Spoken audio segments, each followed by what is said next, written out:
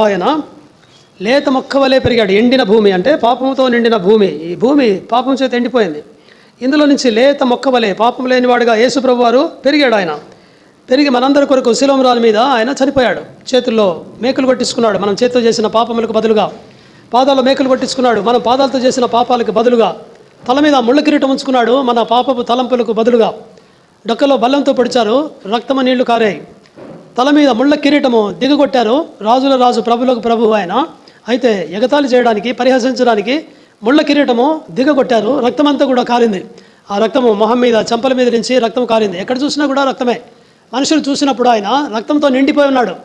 ఆయన చూడ నల్లని వాడుగా అయ్యాడని యెషయా రాస్తున్నాడు. చూడ నల్లని వాడు. ఆయన ముఖము చెకుముకి రాయిలాగా అయిపోయింది. ఆయన యందు స్వరూపం ఏమైనా లేదు, సొగసైనను లేదు. యేసుప్రభు వారు దుఃఖాక్రాంతుడయ్యాడు, వ్యసనాక్రాంతుడయ్యాడు. మన వ్యసనములు ఆయన భరించాడు. మన అతిక్రమల కొరకు ఆయన గాయపరచబడ్డాడు. ఆయన ఏ తప్పు చేయలేదు.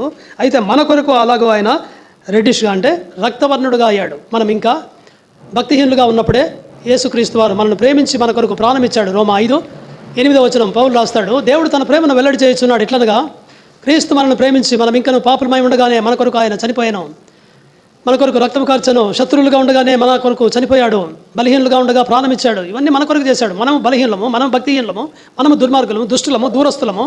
మనకు బదులుగా ఆయన చనిపోయాడు. మనం చనిపోవలసిన ప్లేస్లో.